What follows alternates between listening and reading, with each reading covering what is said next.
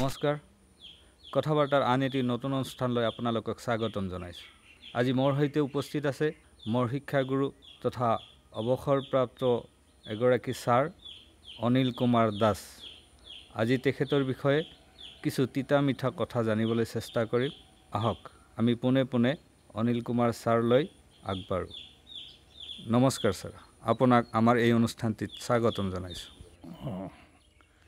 ঠিকে আছে ছাৰ আপোনাক আমি প্ৰশ্ন সোধাৰ যোগ্যতা অৰ্জন কৰা নাই তথাপিও আমি আপোনাৰ বিষয়ে কিছু জানিবলৈ আহিছোঁ পোনপ্ৰথমে আমি আপোনাৰ প্ৰাথমিক পৰিচয়টো বিচাৰিছোঁ ছাৰ প্ৰাথমিক পৰিচয়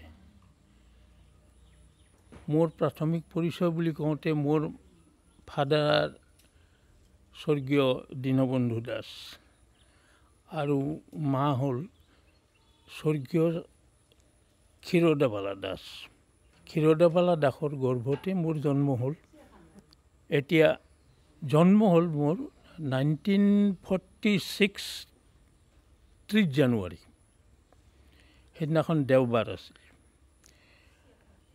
1946ত জন্ম তাৰমানে বৰ্তমানলৈ প্ৰায় 80 বছৰ চাপিল আৰু এতিয়া মোৰ তাৰপিছত লাহে লাহে এইখন ঘৰতেই মোৰ জন্ম আৰু এইখন ঘৰত লাহে লাহে মই ডাঙৰ দীঘল হ'লোঁ ইয়াতে মই পাচনি MV স্কুলতে মোৰ গোটেইখিনি পঢ়া শুনা হাবি যাবি এইখিনি MV স্কুল পাছ কৰিলোঁ ইয়াতেই MV স্কুল পাছ কৰিছোঁ তাৰমানে আগততো আছিল কমান খমান এনেকৈ আছিলেতো আজিকালিৰ দৰে অংকুৰ প্ৰাক এইবিলাক নাছিল আমি সেই দিনত পঢ়াতে কমান খমান এনেকৈ আছিল যি হওক এনেকৈ ষষ্ঠ শ্ৰেণীলৈকে পঢ়ি ইয়াত এই MVটো মই পাছ কৰিলোঁ MV পাছ কৰি মই প্ৰথম গ'লোঁ বিৰঝৰা হাইস্কুল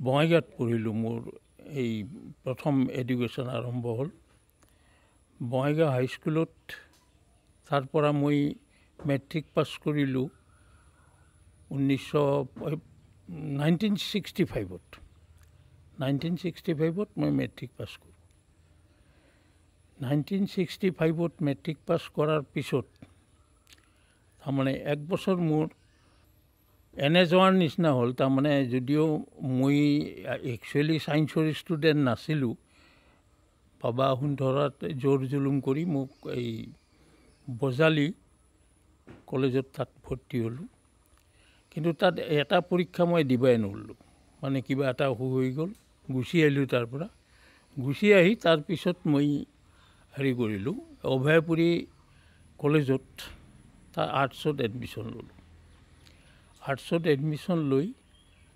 1971 চনত মই BA পাছ কৰিলোঁ BA পাছ কৰাৰ পিছতেই মই তেতিয়া চলন্তাপাৰা হাইস্কুল আছিলে চলন্তাপাৰা হাইস্কুল সেই হাইস্কুলত মই শিক্ষকতাৰ এটা সুবিধা পালোঁ সেই সময়ত অৱশ্যে স্কুলখন ভেঞ্চাৰ আছিল তাৰপিছত 1976 চনত 1976ত সেইখন হ'ল প্ৰভিন্সিয়েলাইজড হ'ল তেতিয়াৰ পৰাই মই তাতে আৰু তাত কাম কৰি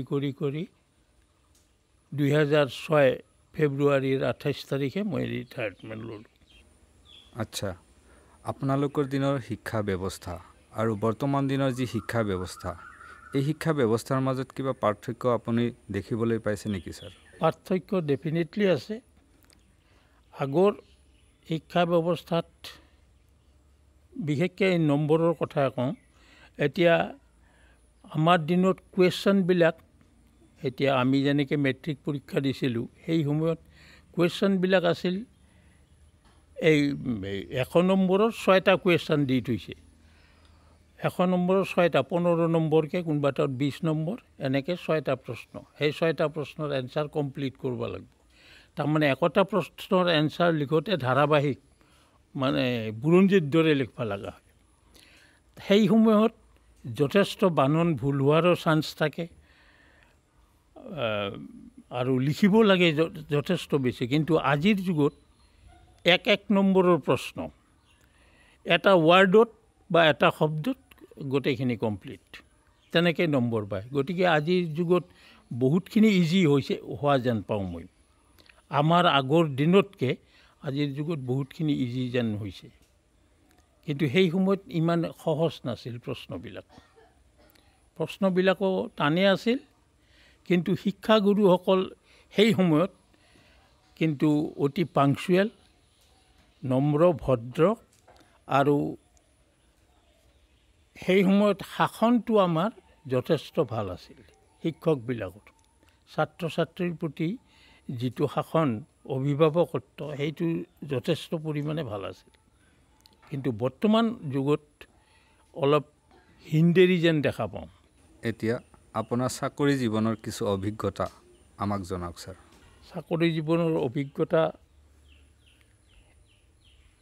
এই চলন্তাপাৰা হাইস্কুলত সোমোৱাৰ পৰা তাৰ যিবিলাক ছাত্ৰ ছাত্ৰী মই লগ পাইছোঁ, প্ৰতিজনে এনেকুৱা ভদ্ৰ, নম্ৰ আৰু শিক্ষকক এনেকুৱা সন্মান কৰা ছাত্ৰ ছাত্ৰী মই খুব কমেই দেখিছোঁ। অৱশ্যে অন্য কি কৰিছে নাজানো, মোৰ ক্ষেত্ৰত মই নিজে ডাঠি ক'ব পাৰোঁ, মোৰ ক্ষেত্ৰত আজিও মোৰ প্ৰতি ছাত্ৰ বা ছাত্ৰীসকলৰ সেই আগৰ যিটো মনোভাৱ, সেই মনোভাৱটো যথেষ্ট বাঢ়ি আছিল। কিন্তু আজিকালি ছাত্ৰ ছাত্ৰীবিলাকক দেখিছোঁ কিছু অলপ উদণ্ড স্বভাৱৰ যেন লাগে। শিক্ষকবিলাকৰ লগত ঠিক তেনেকৈ মানে শিক্ষকক সন্মান তেনেকৈ দিব নাজানে। এতিয়া দোষটো কাৰ, শিক্ষকৰ নে ছাত্ৰ ছাত্ৰীসকলৰ, নে বৰ্তমান যুগৰ হিচাপে দোষ, নে মোবাইলৰে দোষ, এতিয়া সেইটো ক'ব নোৱাৰোঁ। ছাৰ, আপোনাৰ বৈবাহিক জীৱনটো কেতিয়া আৰম্ভ হৈছে? বৈবাহিক জীৱন মোৰ 1976 চনত, 1971ত মই BA পাছ কৰি শিক্ষকতাত সোমালোঁ। 76ত মোৰ বিয়া হ'ল। 76ৰ মে' মাহৰ 10 তাৰিখ, মে'ৰ 10 মোৰ বিবাহ হ'ল। তাৰপিছত বৈবাহিক জীৱন মোৰ এনে ভাল, মোটামুটি আমি দুইজনে সুখীয়ে, কিন্তু মাজতে আমাৰ বহুতখিনি অসুবিধা হৈ গ'ল। তাৰমানে এই ল'ৰা ছোৱালী জন্মে আৰু নাথাকে, তেনেকুৱা হৈ গ'ল। শেষত এই এজনী ছোৱালী কেনেবাকৈ থাকি গ'ল। আৰু ছাৰ, আপোনাৰ অমৰ বাণী হিচাপে আমাক কি দি যাব? তেনেকুৱা সেয়ে মানুহে নিজৰ মানৱতা কেতিয়াও ত্যাগ কৰিব নালাগে। নিজৰ মানৱতা অনুযায়ী আন মানুহক কেতিয়াও পৰাপক্ষত অনিষ্ট কৰিব নালাগে। নিজে যিমান দূৰ সম্ভৱ সৎভাৱে জীৱন অতিবাহিত কৰিব লাগে। এইটোৱে কৰিলেহে জীৱনৰ প্ৰকৃত সত্যতা উপলব্ধি কৰিব পাৰি। আনক কেতিয়াও প্ৰবঞ্চনা বা ঠগাব, সেইটো কেতিয়াও নালাগে। ঠগ প্ৰবঞ্চনাটো হ'ব নালাগে, আৰু নিজে সৎভাৱে চলিলেই জীৱনত সুখী হ'ব পাৰি। ছাৰ, পাচনিয়াৰ ইতিহাস সম্পৰ্কে আমি চমুকৈ জানো ছাৰ, কিন্তু ইয়াৰ বিষয়ে যদি আপুনি বহলভাৱে আমাক জনায় নিশ্চয় আনন্দিত হ'ম। পাচনিয়াৰ ইতিহাস, পাচনিয়াখনৰ প্ৰাচীন কালৰ নাম আছিল কোৱাহাগী। সেইখন আছিলে সেই নদীৰ মাজত, কোৱাহাগী বুলি কৈছিল নামটো। তাৰপিছত ব্ৰহ্মপুত্ৰ নদীয়ে এনেকৈ ভাঙন আৰম্ভ কৰিল যে মানুহখিনি পিছুৱাই আহিবলৈ বাধ্য হ'ল। পিছুৱাই আহি শেষত এইখিনি ঠাইত বসতি কৰিবলৈ ধৰিলে, আৰু সেই পিছুৱাই অহাৰ কাৰণে আমাৰ ঠাইখনৰ নাম হ'ল পাচনিয়া। সেই পিছুৱাই হোৱাৰ কাৰণে, নদীয়ে ভঙাৰ কাৰণে আমি পিছুৱাই আহিছিলোঁ আচলতে, অন্য নহয়। কিন্তু প্ৰথম নামটো আছিলে কোৱাহাগী। ছাৰ, আপুনি সংস্কৃতি প্ৰিয় মানুহ, আপুনি গীত নাটক আদি ভাল পায়, বহু গীত গাইছে, নাটক কৰিছে। এই নাটকসমূহৰ যদি কিবা এটা সংলাপ আমি জানিব পাৰোঁ আপোনাৰ পৰা। সংলাপ মানে বঙালী নাটকৰ সংলাপ ক'ব লাগিব মোৰ, হ'ব। তাৰমানে এজন ৰজা, তেওঁৰ পুত্ৰ সন্তান নাই। পুত্ৰ সন্তান নাথাকাৰ কাৰণে তেওঁৰ খুব আফচোচ। তাৰমানে ইমান আশা কৰিছে, পুত্ৰ সন্তান এটা নহ'ল। তেতিয়াই সেই নাটকৰ ডাইলগটো আছিল যে আশা আশা আশা শুধু আশাই বহিয়া চলে জীবনের স্রোত, অবিদ্যা সঙ্গিনী আশা কুহকিনী, অবিরাম গতি তার সৃষ্টিকাল হতে, আজিও অবধি শেষ নাই সীমা নাই অন্ত নাই, ক্ষয় নাই নাহি পরাজয় নাহি কোপতন। প্রকৃতির দেওয়া বাল্যের মধুর হাসি, যৌবন লাবণ্য রাশি, ধীরে ধীরে হয় অস্তমিত, কিন্তু হায় আশার নাহি তো শেষ মনুষ্য জীবনে। প্রত্যেক মুহূর্তে প্রতি পাদক্ষেপে মরণের পূর্ব মুহূর্তেও আশায় জীবের সাথী। শুভ্র কেশ লোলসর্ম স্থবির অশক্ত, কালের পর্যায়ে পরিকর্ণে শুনি মৃত্যু আবহন, কি জানি কি মোহিনীমায়ায় মন্ত্রমুগ্ধ প্রায়, শূন্য গর্ভে করিতেছি হর্ম্যের রচনা। অতুল সম্পদ অজস্র সম্মান, ধনরত্নে পরিপূর্ণ রত্নাগার, সকলই সার্থক হতো যদি বঞ্চিত না হইতাম পুত্ররত্ন হতে। ধন্যবাদ স্যার, খুব সুন্দৰ সংলাপ স্যাৰ। আমাৰ জীৱনত এনেকুৱা সংলাপ আমি আজিলৈকে উপভোগ কৰিব নোৱাৰিলোঁ স্যাৰ। খুব মিছ কৰি আছোঁ এনেধৰণৰ সংলাপ বা এনেধৰণৰ নাটকৰ অনুষ্ঠান এটি দেখিবৰ কাৰণে। নিশ্চয় আপুনি এই নাটকসমূহ মঞ্চস্থ কৰি দেখুৱাইছিল। মই খুব বেছি নহয়, মই নাটক মানে এনে কলেজ লাইফততো বহুত নাটক কৰিলোঁ। মই একংকীয়া নাটক বহুত কৰিছোঁ, সেইটো বেলেগ কথা। আৰু এনে পাচনীয়াত থাকোঁতে এই যাত্ৰা পাৰ্টি, পাচনীয়া যাত্ৰা পাৰ্টি, মোৰ এইবাৰ BA ফাইনেল পৰীক্ষা জানানে? BA ফাইনেল পৰীক্ষা সিহঁতৰ যাত্ৰা পাৰ্টিৰ পৰা একজন মানুহ পলাল, ক'ত গেল কোনো খবৰ নাই। সেই পাৰ্টটো কোনে কয়?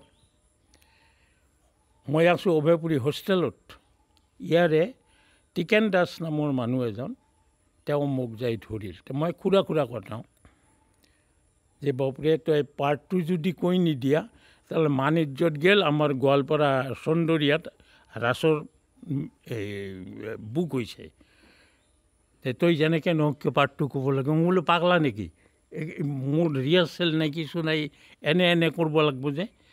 বোলে নহয় তোক পাৰ্টখিনি লিখি দিছোঁ, তোৰ ৰিহাৰ্চেল অট'মেটিক হ'ব আমি জানো, গতিকে তই পাৰ্টটো ল। মই বোলো চা BA ফাইনেল পৰীক্ষা মোৰ, যদি বাবাই গম পাব লাগিল কথা এটা তেনেহ'লেতো মোৰ দিগদাৰ হ'ব, গালি খাব লাগিব গোটেই। বোলে নাপায় গম। চুপচাপ তাৰে অভয়পুৰীৰ পৰা মোক গোৱালপাৰা লৈ গৈছে। গোৱালপাৰাত নি চন্দৰীয়াত ৰাতি মই নাটক মঞ্চস্থ কৰিলোঁ, সেই পাৰ্ট ক'লোঁ, কৈ ৰাতি আনি মোক আৰু হোষ্টেলত থৈ দিছে। বাবা শুন গম নাপাল, কিন্তু পাছত গম পাইছে।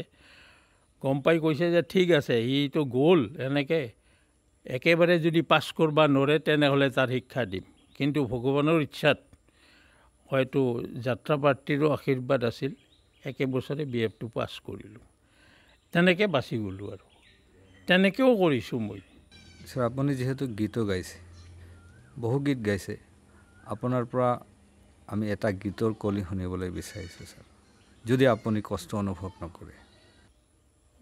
নহয় গীতটো গাব পাৰি, এতিয়া নাই বাজনা নাই কিছু, এনে গাব লাগিল আৰু কি। আচ্ছা এষাৰিমান গাই দিওঁ নেকি? বেছিতো হেৰি কৰিব নোৱাৰিম। মানুহ দেখিছোঁ আজি বহুত মানুহ, কথাৰ সিন্ধুমথি অমৃত শুহি খোৱা ভণ্ড, মানুহ দেখিছোঁ আজি বহুত মানুহ। হে আকাশ উদাৰতা সিঁচি দিয়া, হে লুইত মলিনতা ধুই নিয়া, মানুহৰ মন আকাশ কলীয়া ধাৱৰে ঢাকি, সঁচা ৰূপ লুকুৱাই মিছা ৰং বাকি বাকি, সত্যৰ পথ সাজি কৰি দিলে চিৰ অৱৰুদ্ধ, মানুহ দেখিছোঁ আজি বহুত মানুহ। এই গীতটি মই এইটো হেৰিত গালোঁ, মই যেতিয়া আমাৰ সোণালী জয়ন্তী হ'ল স্কুলত, সেই সোণালী জয়ন্তীৰ সময়ত এই গীত গাইছিলোঁ। এতিয়া কিন্তু বহুতৰ পৰা এই ছাত্ৰ ছাত্ৰীয়ে মই দেখিছোঁ, যেতিয়া ক্লেপ আৰম্ভ হৈছিল মানে ভাবিব নোৱাৰি সেই সময়ত। এতিয়া আমাৰ কণ্ঠটো এনেকৈ নাই। এতিয়া 80 বছৰ বয়সত ক'ত থাকিব আৰু। ছাৰ স্বৰচিত কোনো গীত আপোনাৰ আছে নেকি ছাৰ? নিজস্ব ৰচনাৰ গীত মোৰ নাই দেই। মই সেই 2টা গানেই লিখি দিছিলোঁ, এটা জ্ঞানপীঠ জাতীয় বিদ্যালয়ত আৰু এটা আমাৰ চলন্তপাৰা হায়াৰ ছেকেণ্ডাৰীত। সেই 2টা গীত কিন্তু এতিয়াও তেওঁলোকে প্ৰাৰ্থনাৰ সময়ত গাই আছে। হয় গায় ছাৰ, গায়। মানে মই দেখা পাইছোঁ সিহঁতৰ ডায়েৰীৰ পাতে পাতে আপোনাৰ লিখা সেই গীতটি আছে। তাতে গানটো আছে, সেই মোৰ গানটোৱেই চলি আছে। হয় ছাৰ, তেওঁলোকৰ বাৰ্ষিক যিটো খেল ধেমালি অনুষ্ঠিত হয়, তেতিয়া সাংস্কৃতিক অনুষ্ঠানৰ যিহেতু আয়োজন কৰে, সেই সাংস্কৃতিক অনুষ্ঠানটিত আপোনাৰ লিখা এই গীতটি প্ৰথমে পৰিৱেশন কৰে। 6 জানুৱাৰী 2010 মই যেতিয়া ৰিটায়াৰ্ড হ'লোঁ 2006, ৰিটায়াৰ্ড হোৱাৰ পাছত মোক তেওঁলোকে মাতিল। খুব জয়ীসভাৰ বহুত কেইজন মানুহ আহিছিল ইয়াতে, আহি মোক খুবকৈ ধৰিল যে আপুনি এনে যাব লাগে আমাৰ তাতে, এই কাৰণ এখন স্কুল আমি কৰিব খুজিছোঁ।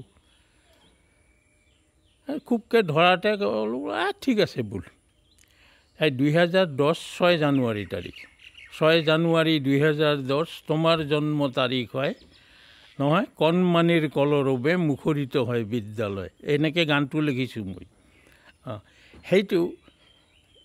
সেইদিনাখন মই যাই সিখন অ'পেন কৰোঁ আৰু তাতে 2010, 2011 আৰু 2012 প্ৰথমতে মই গুচি আহিলোঁ। তাৰমানে প্ৰথম মই এডমিশ্যন লোৱাৰ লগে লগে মোৰ যিমান ছাত্ৰ আছিল সেই ছাত্ৰবিলাকে আনি সিহঁতৰ ল'ৰা ছোৱালীবিলাকক গোটেইবিলাককে এডমিশ্যন দিল। 200 হৈছিল প্ৰথম বছৰতে। তাৰ পিছৰ বছৰ হ'ল 250 ষ্টুডেণ্ট হোৱাত মই ক'লোঁ বোলো ঠিক আছে, মই আৰু মোৰ ভালো নালাগে এতিয়া এনেকৈ থাকি, মই নকৰোঁ কাম। তেনেকৈ মই গুচি আহিলোঁ। ছাৰ আপোনাৰ জীৱনত বিশেষ কোনো লক্ষ্য আছিল নেকি? লক্ষ্য মানুহ জীৱনততো থাকেই, কিন্তু চবেই চব লক্ষ্যত উপনীত হ'ব নোৱাৰে। মোৰো তেনেকুৱা লক্ষ্য আছিল। মোৰ একচুৱেলি যোৱাৰ ইচ্ছা আছিল আৰ্মিত, কিন্তু মোৰ সেইটো আশাতে থাকি গ'ল, আশাই ৰৈ গ'ল মোৰ। সেইটো আৰু নোৱাৰিলোঁ মই ফুলফিল কৰিব। ছাৰ আপোনাৰ সমনীয়া যিসকল লোক এতিয়াও জীৱিত আছে আৰু যিসকলৰ সৈতে আপুনি কৰ্মজীৱন অতিবাহিত কৰিছে, তেওঁলোকলৈ কিছু বাৰ্তা দিব নেকি ছাৰ? তেওঁলোকক বাৰ্তা দিব লগা, একেলগে ইমান বছৰ আছিলোঁ, গতিকে ভুল দোষ ত্ৰুটি মানুহ মাত্ৰেই হয়। একেলগে কাম কৰি থাকোঁতে যে কেতিয়াবা মোৰ কিবা ভুল হোৱা নাই, মই সেইটো দি নকওঁ। কিবা মোৰ ভুলো হ'ব পাৰে, কাৰোবাক কিবা মই কোনো নক'বলগীয়া কথাও মই ব্যৱহাৰ কৰিব পাৰোঁ, যাতে তেওঁলোকে সেই সকলোবিলাক বাদ দি আমি পুৰণি বন্ধু হিচাপে একেলগে কাম কৰা কলিগছ হিচাপে যাতে একেলগে আমি থাকিব পাৰোঁ, সেইটোকে কামনা কৰোঁ। আৰু বৰ্তমান ছাত্ৰ ছাত্ৰীলৈ আপুনি কি উপদেশ দিব? এটাই কওঁ, বৰ্তমান যিটো মোবাইলৰ যুগ, সেই মোবাইলে ভালো কৰে, লাগেও। মোবাইলটো দৰকাৰ, অতি দৰকাৰী বস্তু কিন্তু মোবাইলটো। কিন্তু সেইটো ব্যৱহাৰ কৰোঁতে, এতিয়া ধৰি লওক ঘৰত দাখনটো আমাক লাগিবই। জংঘল বন কাটা বা এই গাছ বন কটাৰ কাৰণে আমাক এই দাখন লাগে। কিন্তু সেই দাখনেদি যদি আমি মানুহ কাটি ঘূৰি ফুৰোঁ, তেতিয়াহ'লে তাৰ দাখনৰ দোষ হ'ব নে মানুহটোৰ দোষ হ'ব? নিশ্চয় মানুহজনৰ দোষ হ'ব, যিয়ে এই কামটো কৰে। ঠিক সেইদৰে মোবাইলটো অতি ভাল বস্তু। মোবাইলৰ পৰা শিকিব লগা, বুজিব লগা, জানিব লগা বহুত কথা আছে। কিন্তু তাক যেতিয়া আমি অপব্যৱহাৰ কৰোঁ, কাৰণ ল'ৰা ছোৱালীবিলাক হ'ল ইমেচিয়ৰ, সিহঁতে যেতিয়া সেই মোবাইলটো চায়, তাত ভাল বেয়া বহু ধৰণৰ বস্তু থাকে। সেই বেয়া বস্তুবিলাকৰ প্ৰতি আকৃষ্ট বেছি হয়, যাৰ ফলত ছাত্ৰ ছাত্ৰীবিলাক বিপথে পৰিচালিত হ'ব ধৰে। গতিকে মোৰ চব ছাত্ৰ ছাত্ৰীলৈ অনুৰোধ, যাতে তেওঁলোকে যদিও মোবাইল ব্যৱহাৰ কৰে সৎ কামত, পঢ়াৰ কামত তেওঁলোকে ব্যৱহাৰ কৰক।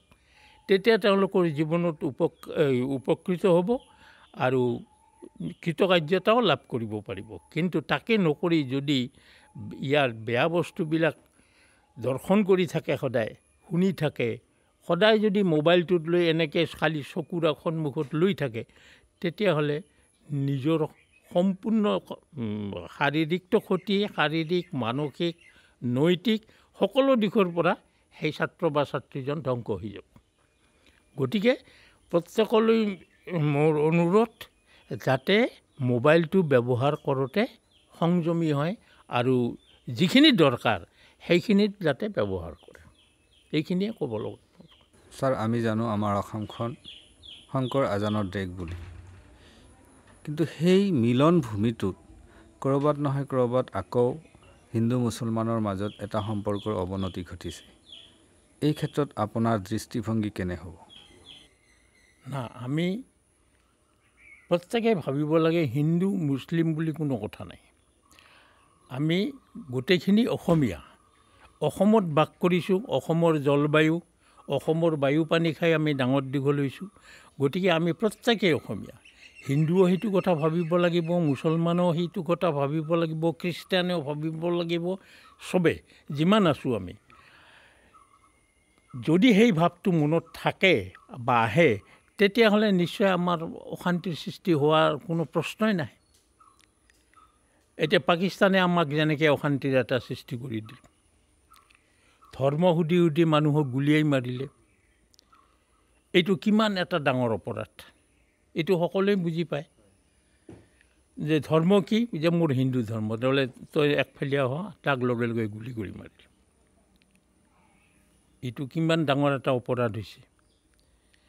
তেনেকুৱা অপৰাধ যাতে আমাৰ ইয়াত নহয়, আৰু মই আশা কৰোঁ আমাৰ ভাৰতবৰ্ষ ঠিক তেনেকুৱা ঠাই এখন নহয়।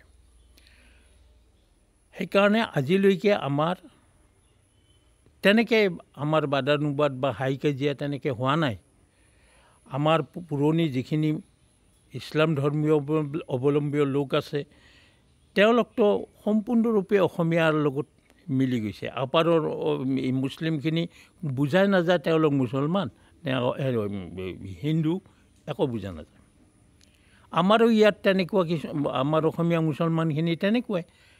এতিয়া তেওঁলোক প্ৰকৃত অসমীয়া হয় নে নহয় একো বুজিব নোৱাৰি। গোটেইখিনি ভাষা অসমীয়া, তেওঁলোকৰ সাজ সজ্জা, খোৱা লোৱা, সকলো দিশতে দেখা যায় একে অসমীয়া। পূজা পাৰ্বণ ইত্যাদিতো মুছলমানবিলাকো লগ হৈছে।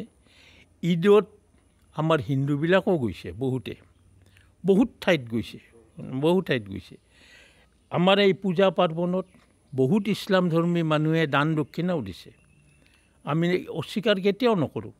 গতিকে তেনেস্থলত আমাৰ মাজত সম্প্ৰীতিটো যদি অটুট থাকে, তেতিয়াহ'লে নিশ্চয় মংগল হ'ব। আৰু মই ভাবোঁ যে এনেকৈ যদি দেশ এখন চলে, তেতিয়াহ'লে কেতিয়াও নিশ্চয় সেই দেশত যুদ্ধ বিগ্ৰহ বা অশান্তিৰ সৃষ্টি কেতিয়াও নহ'ব। ছাৰ, আকৌ আপোনাৰ পৰা ক্ষমা প্ৰাৰ্থী, কাৰণ বহু সময়ৰ পৰা আপোনাক এনেদৰে বহুৱাই ৰখা হৈছে। কোনো দায় দোষ নধৰিব। নাই, একো নাই। আপোনাৰ দীৰ্ঘায়ু কামনা কৰিছোঁ, সুস্বাস্থ্য কামনা কৰিছোঁ, লগতে আমাৰ কাৰণে আশীৰ্বাদ কৰিব। নিশ্চয়। মোৰ প্ৰতিজন ছাত্ৰ ছাত্ৰীৰ প্ৰতি মোৰ অগাধ মৰম। মোক স্কুল লাইফৰ পৰাই মোক তোমালোকে দেখিছা মই কি প্ৰকৃতিৰ মানুহ। মোৰ প্ৰকৃতিটো তোমালোকে নিশ্চয় বুজি পোৱা নহয়। তে মোৰ আজি কুঠিপাৰাত বা চলন্তাপাৰাত যদি মই ঘৰে ঘৰেও যাওঁ, তথাপি মোক কৈয়া নাই কাৰো। আৰু প্ৰত্যেকেই চিনি পায়, জানে, গোটেইখিনি ছাত্ৰ ছাত্ৰী।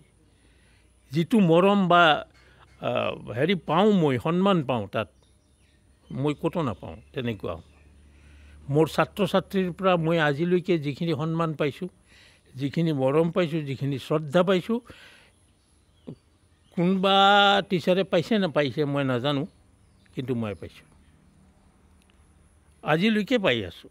শেষত আপোনাৰ পৰা আশীৰ্বাদ বিচাৰি আজিৰ এই অনুষ্ঠানটি ইয়াতে সমাপ্ত কৰিছোঁ ছাৰ। ধন্যবাদ। ময়ো তোমালোকক ধন্যবাদ দিলোঁ, এনেকৈ যে তোমালোকে আহিছা কষ্ট কৰি এইখিনি ল'বলৈ, তাৰ কাৰণে তোমালোকক অশেষ ধন্যবাদ। মোৰ ছাত্ৰ আছিলা, ছাত্ৰ হিচাপে আজিও তোমালোকে ছাত্ৰৰ দৰে, গতিকে ছাত্ৰ হিচাপে থাকি তোমালোকে এই কামবিলাক কৰি যোৱা, যাতে ভৱিষ্যতে তোমালোকৰ ভগৱানে মংগল সাধন কৰে। এয়া আছিল আমাৰ শিক্ষাগুৰু অনিল কুমাৰ দাস ছাৰ। তেখেতৰ বাবে আপোনালোকৰ পৰা আশীৰ্বাদ বিচাৰিছোঁ, যেন তেখেত দীৰ্ঘায়ু আৰু সুস্বাস্থ্যৰ গৰাকী হৈ থাকে। যিদৰে তেওঁ আমাৰ সমাজখনত সেৱা আগবঢ়াইছিল, এনেকুৱা সেৱক আমাৰ অসমৰ প্ৰতিটো ঘৰে ঘৰে জন্ম হওক, তাৰে কামনা কৰি আজি এই পডকাষ্ট অনুষ্ঠানটিৰ পৰা মই বিদায় মাগিছোঁ। ধন্যবাদ।